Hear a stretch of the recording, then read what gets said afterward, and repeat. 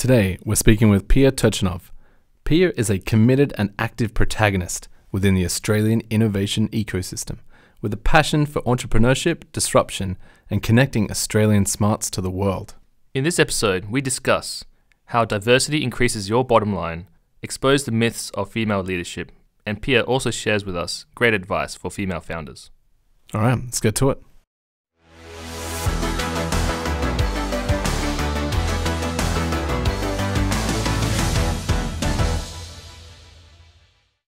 Yes, my name's Pia Turcinov. I have a moniker which I now call the portfolio career.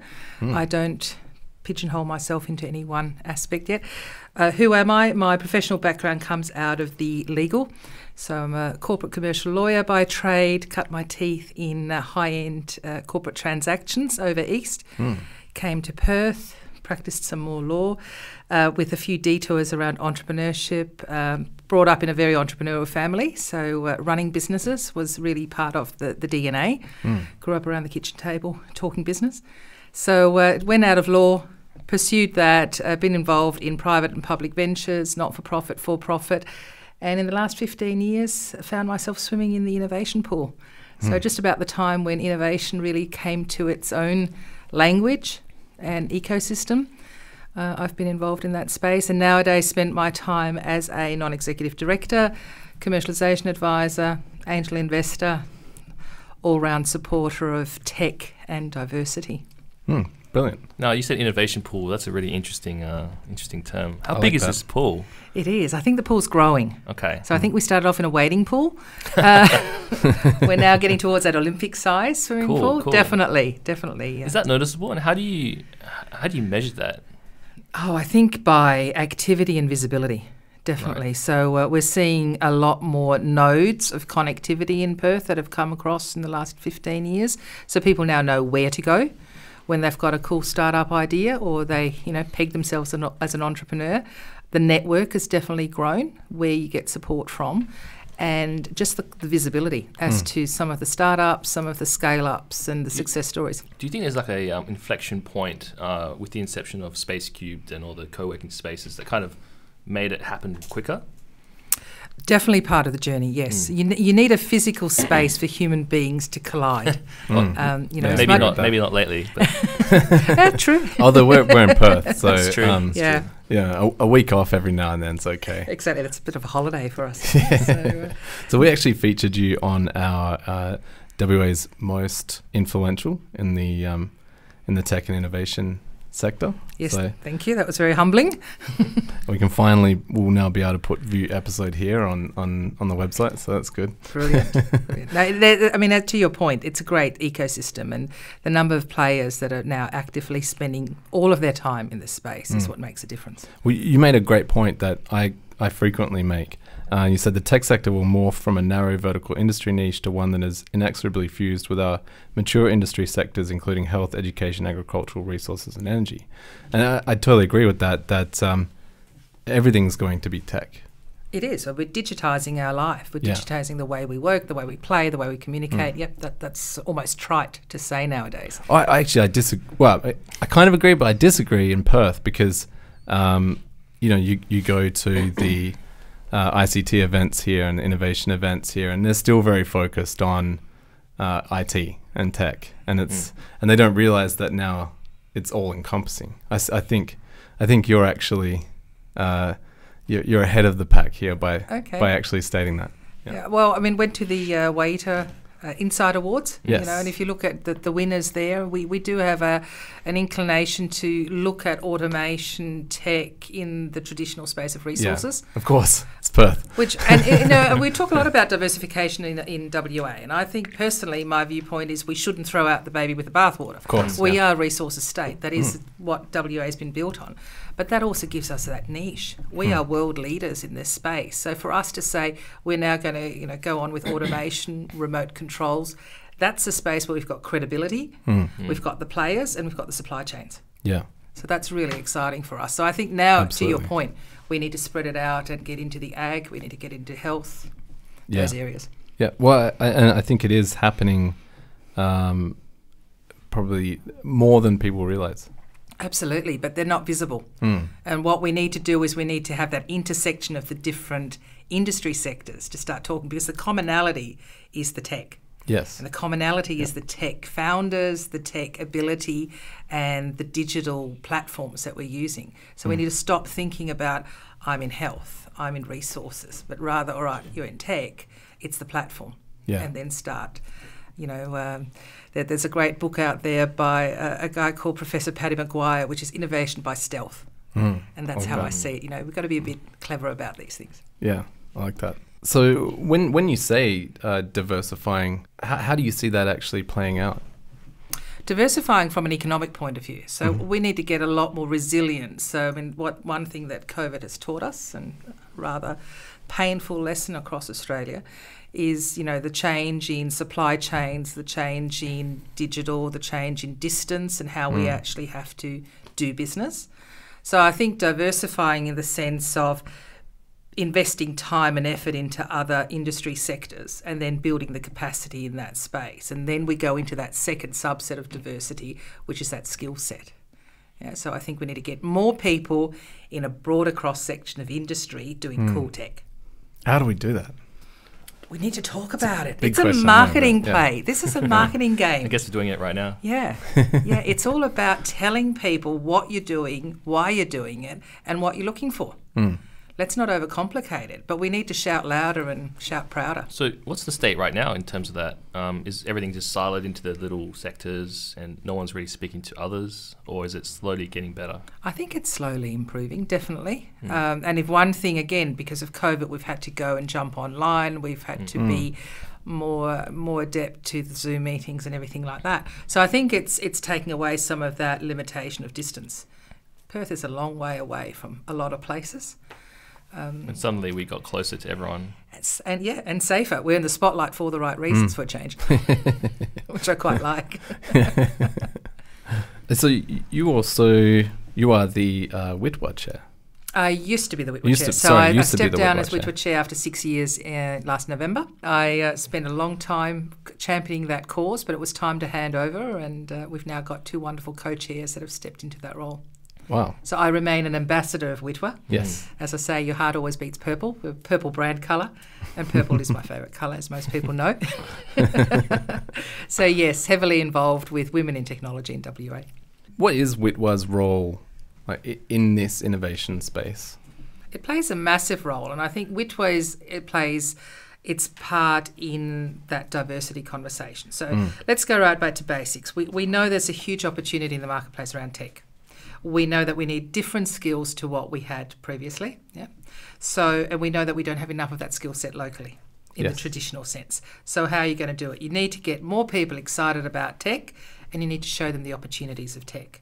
And for that, we need to broaden it out from a traditional male-dominated industry sector to actually getting everyone excited about it. So it's not to say that everyone will turn into a techie, but I'd like to see, regardless of gender and regardless of how you identify, that if that is your passion area, you can see a role for yourself in that space. And WITWA plays an important role because traditionally anyone identifying as female didn't see themselves reflected in the industry. Absolutely.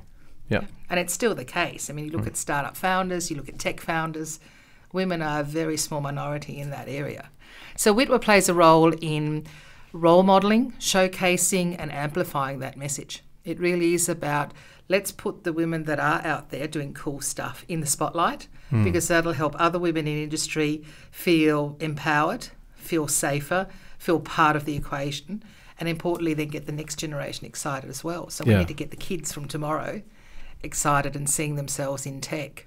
There should be a female version of the Elon Musk, Bill Gates, these successful founders that have revolutionized tech. Absolutely, and they're starting to come up around the world, but they're still a minority, and they're still not celebrated in the same way. So for me, it's a lot about diversification and having a diverse team around you, and that's not just gender diversification, but having a really, in the true sense of the word, diversity of thinking is what actually builds the best companies, and that's proven time and time again. And for that, we need to get more women to the table. How do you do that? How do you attract? I was about to ask that. Isn't it hard to quantify the value of diverse thinking? You know, it's a weird question. No, it's not. It's a short answer. Okay. So there's tons of research out there that actually shows in hard economic financial terms the benefit of having a diverse team. Is that a thing you have to explain time and time again, or do people get this now? No, they don't get it. Let's be honest. It needs to be, I don't know, do you remember how often your mother had to tell you to do something before it became ingrained behaviour? Always, yes. Yeah, so it was probably more than once, twice, a dozen times. You need to keep repeating So this it's like message. one of those myths that have persisted throughout the minds of leaders today, is that diversity. The diversity, how does it actually add value to my business? Does it actually do it? It does. So it adds to the bottom line of the company, and that's what's shown. And you can point to Harvard research and really solid research. But in simple terms, it's about it attracts. If you have diversity in your leadership team, it attracts more diverse talent. More diverse talent gives you better problem-solving skills, increases your innovation ability, and increases your followership, which means you'll get team and staff following you, but importantly, you'll get users and customers. It's the social capital. Exactly. You build it up. Yeah. Exactly. So 100% there's a financial proposition here, and we need to take this conversation away from, this is a social construct, this is a gender conversation. It's not a gender conversation. This is a financial conversation. I like that. So, speaking to the right. Let's talk about money. Yeah, exactly. And dare I say, and this is another quick hobby horse of mine, it's about financial empowerment for women too. So we all know that in tech sectors is really paid well, the ability to earn income anywhere in the world for the next 20, 30, 40 years, however long your career is there, as opposed to some of the more traditional ones where you've got a cap. Yeah. So let's talk about, community and equity. You want women earning equal amounts so that they're financially secure, because if you've got financial security, you can make independent decisions. Yeah. So it gives you the autonomy of choice. And you may choose not to work down the track because you've got a family that you want to raise, or you may choose to opt out of the workforce, or your partner may choose to opt out, but it gives you freedom of choice. So I think it's really important to talk about that aspect when we're talking about diversity. I constantly think of childcare, which obviously we don't want to get into. It's not a tech discussion, but that's there's all these little inequities, right? That keep women from these leadership roles. And keep men in their traditional roles as well. Because there's a lot of guys that once they have families actually want to spend time as caregivers. And tech lends itself to that. Tech is a wonderful career where you could have that ability to work from home and work remotely and opt in and out, or work on projects, which you can't in some of the other industries. So, you're right to flag childcare. And in WA specifically, we had and we still do have a massive problem around that. Yeah. Because we've got a large influx of a workforce that comes from other parts in the world, which means they don't have the family support around them. My partner and I, we don't have that kind of support. We did the math. If she goes back to work and we put our daughter in childcare, she'll make not a lot. Is it worth going back to work? That's right. Almost? Yeah, it's almost she'll make a little bit of pocket money, and the rest will go to childcare. And all the time is gone. And that bonding between her and our daughter doesn't happen. And all that happened is that she makes tiny little bit of money, and so she doesn't get to progress in her career, or may not progress in her career for a few years because of that question. Absolutely, and it's got long-term consequences. Yeah. So then you think about her ability around superannuation, security, opting out, being able to get back into the workforce. Takes a dent in your confidence usually because you feel a little bit disconnected. So there's this constant balance between nurture and career. Yeah. But I think it's equally important for men who are equally often conflicted in this conversation piece. Yeah. How many great tech founders do you know? Let's think about the really big guys who will say, I love the fact that I can go skiing with my kids, or that I'm at home with so-and-so. I can pick them up from childcare. I'm pretty sure Elon Musk prides himself on working insane hours. And sleeping I wasn't thinking of him as a role model, to be honest. No, he should be no one's role model. I was thinking more of the guys. Think about Atlassian. You know, Mike Cannon-Brookes. Those guys, I think, are starting to appreciate this, and they play a really important role. With female founders, do you think that there's an element of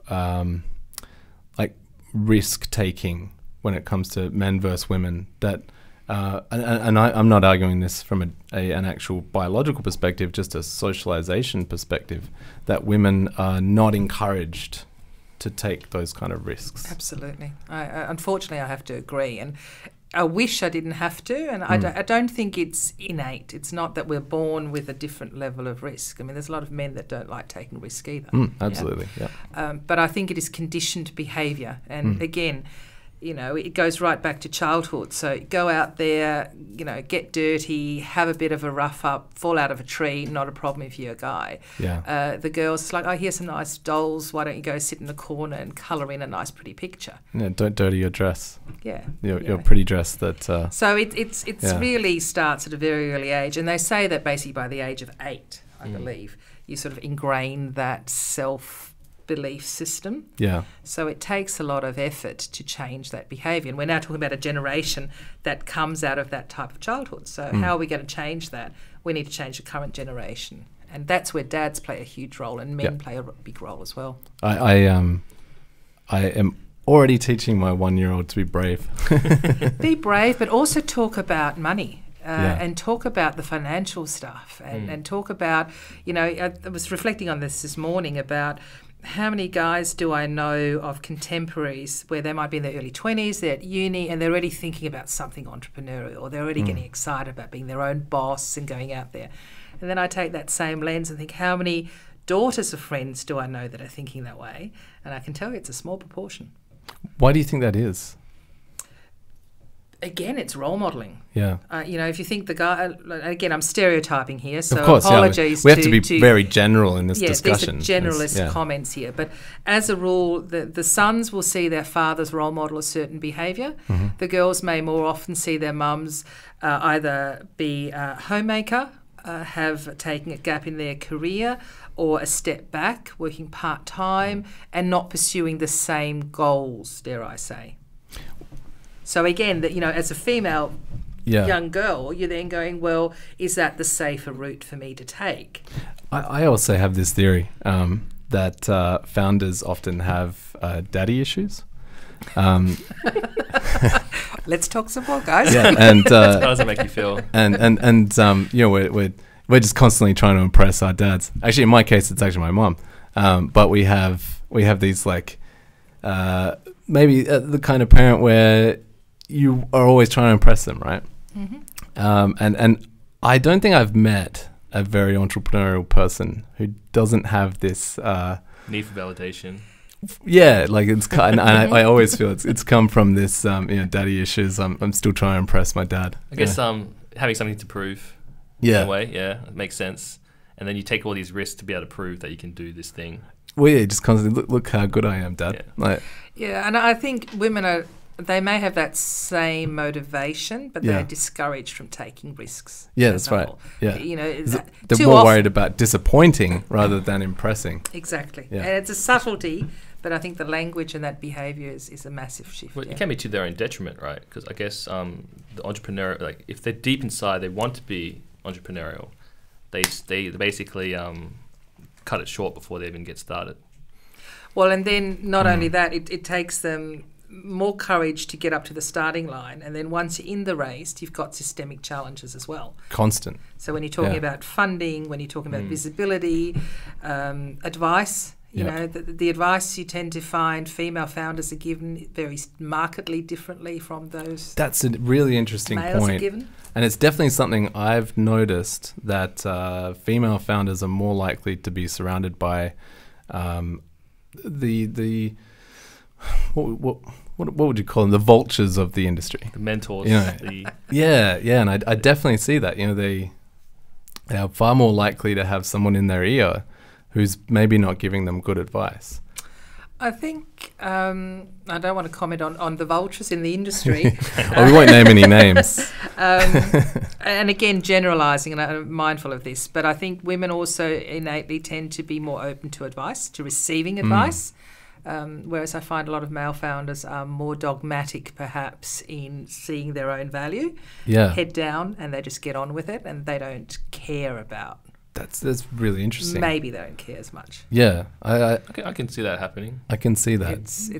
It comes in many ways to a confidence issue, but it's like if you're told often enough that you're not on the right track or you know you're not going to succeed, very few people can weather that journey without finding some real self-doubt there. Yeah, that's right.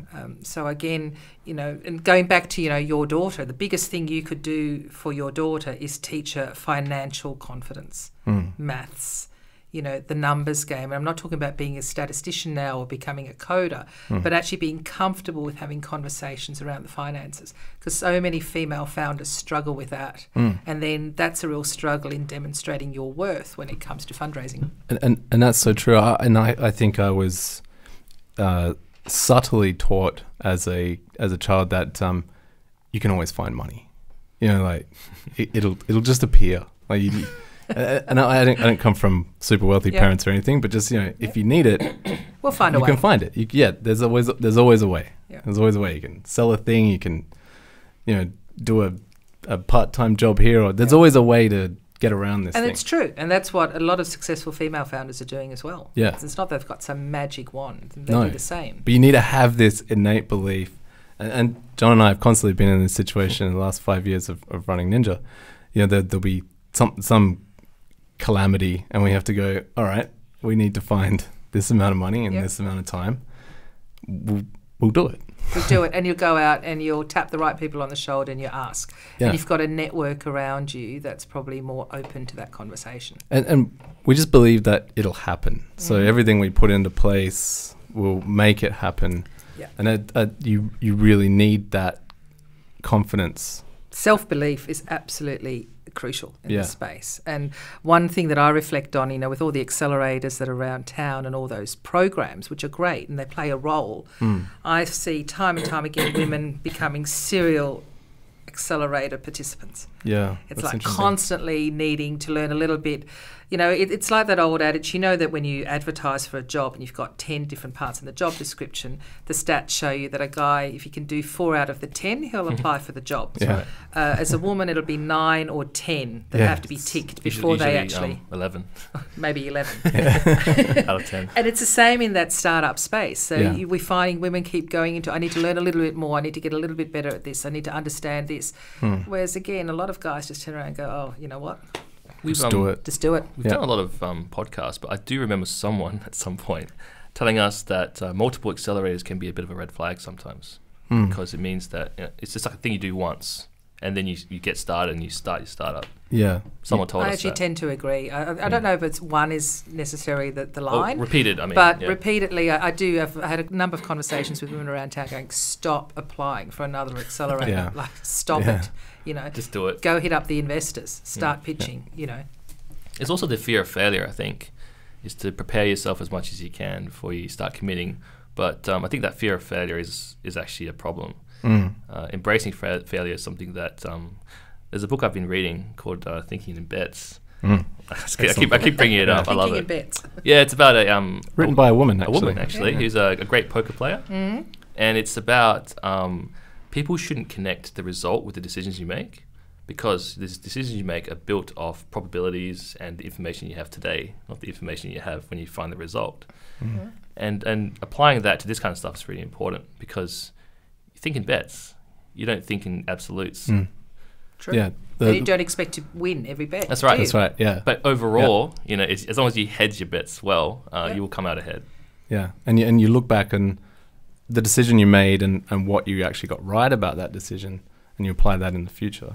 But the life is poker, not not chess.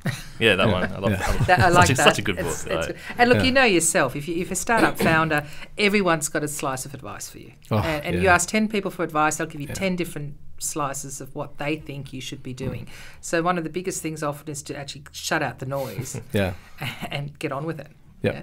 But it's the skill is knowing which advice to listen to and then what to step away from. And I think if you've come in with a sense of insecurity as it is, then it's a triple whammy, so to speak. It could be a correlation causation thing, right? Where someone who's made it thinks they made it because they got up at 5 a.m. every day. Could be. I don't get up at 5 a.m. every day. But look, there's some very cool, very dynamic female founders in Perth that do get up at 5 o'clock every morning. Yeah, absolutely. And I will bet money on them that they will do well. We know of a few. They're actually pretty impressive. I think this is an interesting year, right? Because we might actually get some WA people getting the female founders grant. Wouldn't that be a change? The federal government will finally acknowledge that we have female founders.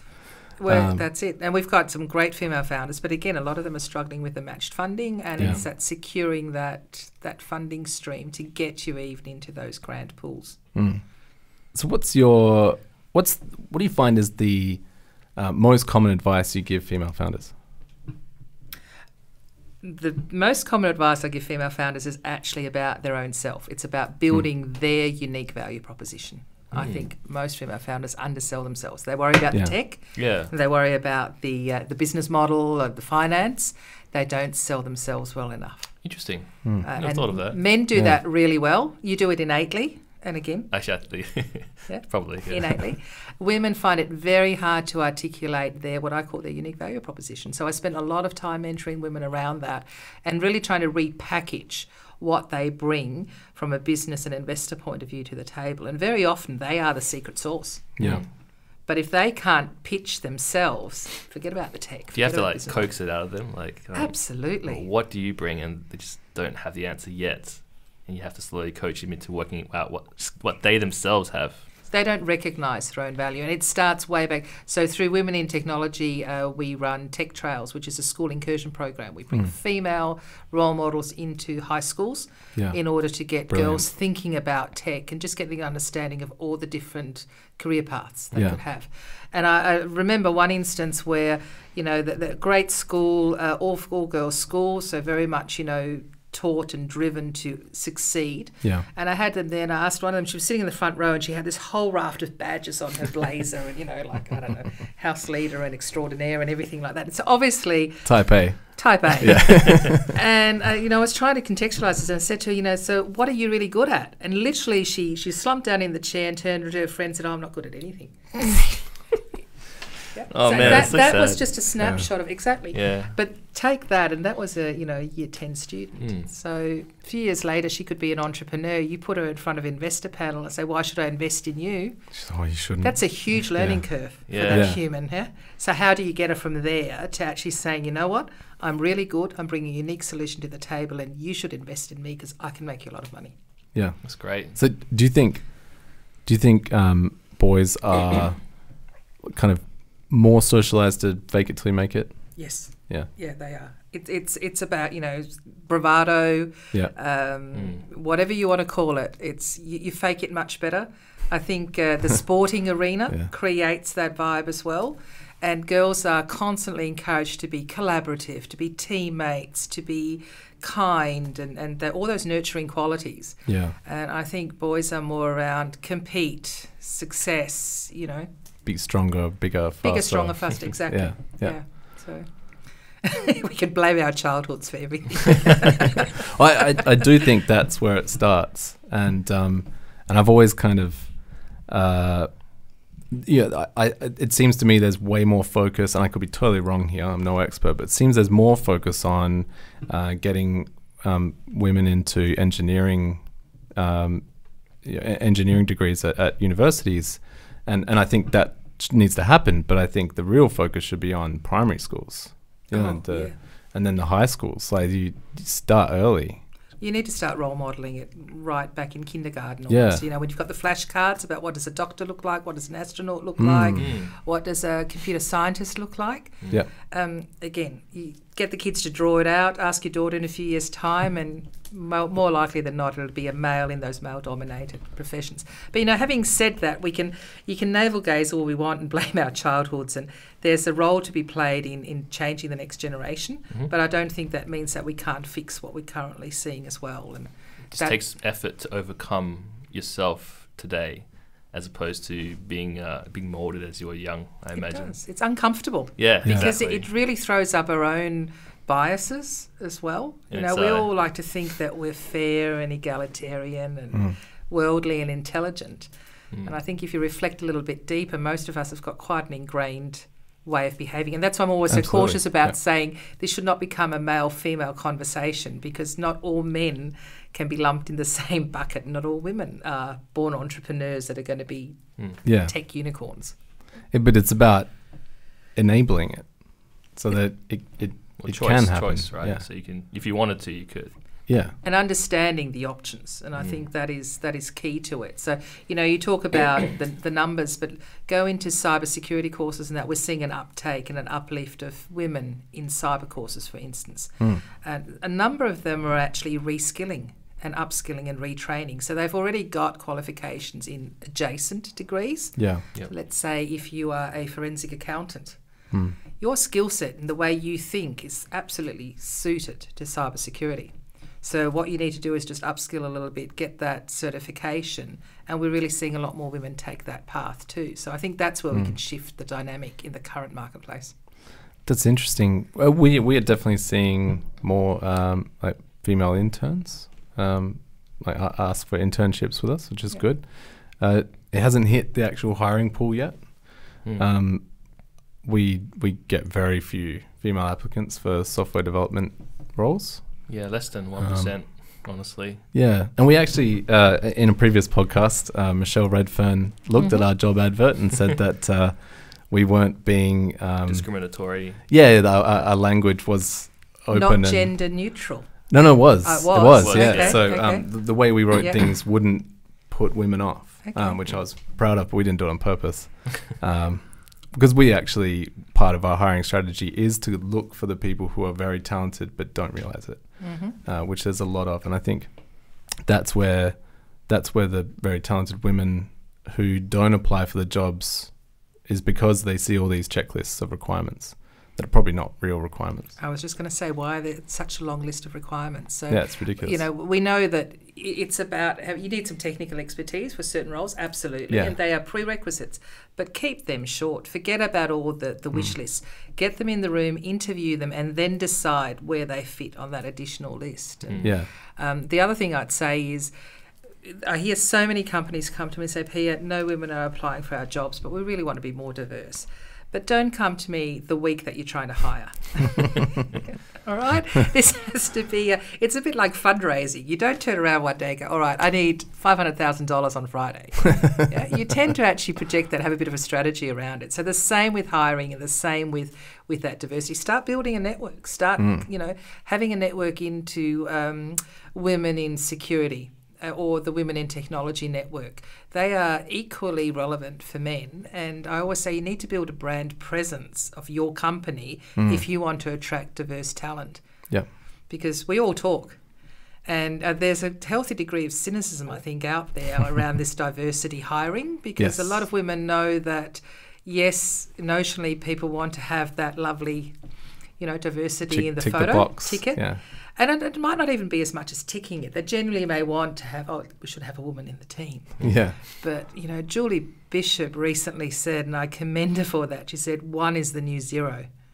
So having one woman in the team does not make you diverse. And she would know. Yes, and I think she speaks from experience, so regardless of your political persuasions, okay? But I think that's part of it too. You actually need to build genuine diversity into the team around that, and women will feel more secure if they see more than 1 or 2, because I think they believe it more. No one wants to be the token. Let's not even get down that whole merit and quota discussion, but ultimately you as a business owner want the best talent in your team. Yes. That's right. Always. Yep. So, and best talent can also equate to best and diverse thinking. So you're not hiring like for like. You're not hiring from your own networks where you feel comfortable, you've got your friends, you've probably got a half a dozen guys that you could name right now that you thought, I wouldn't mind them working for us one day. Can you name a half a dozen women? Wow, that's a good question. No, I can't. No, I can't. So that's my challenge. That's my not challenge half a to you. dozen. Try and this is not we need to find 6 women tomorrow. Yeah. But try and actually start looking at it through that lens and start going, well, where would I find them? Who would I talk to? Smart women know smart women. Smart men know smart men. I think that the journey has to start a lot earlier. And the smart companies are doing it because they're picking up the good talent. What's your message to any young women who might be listening, who are now kind of thinking, oh, maybe I should start. Yeah, maybe this is a potentially interesting journey for me. Definitely. I think the message would be take a long, hard look in the mirror and tell yourself why not. Absolutely. Don't let your own internal voice stop you from trying. Yep. It doesn't mean you're not going to fail. We all fail. Failure is part of it. But I think connect with like-minded communities, find your tribe. We often talk at WITWA and Women in Technology about a tribal feeling. Yeah. But find a space, a network, a group of people that you belong and you feel comfortable with, and then start asking questions. Start asking questions and start putting down on paper what you think that great idea or that great vision or that great business concept is. So, like they said, just get on with it, start somewhere and see what happens. What's the worst thing that can happen? Just be brave. Be brave, be bold, and be fearless. Nice. Like that. That's a good way to end. Well, we always ask we ask every guest this question that's coming up. It's a whimsical question. Okay. I don't know how much of a UFC or wrestling fan you are. Oh my gosh. But when the fighters come out to fight, the lights go down and the smoke machine starts, and their song, their fighting character's song plays to introduce them and kind of educate the audience as to who they are. So, what is Pia Turcinov's intro song? Oh dear, that puts me on the spot. I'm going to go quite historical, but a contemporary film that reminds me of this soundtrack, Aretha Franklin, Nice. RESPCT, Respect. Beautiful. Oh, yeah. It's a classic. Yeah. I think that's brilliant, and I've got to say, the older I get, the more I can connect with that theme. Brilliant. Excellent. I love it. Thank you. All right. Cool. Thank you Thanks, so Pia. much, Thanks Pia. for having me on. Appreciate it. That was brilliant. Thank you.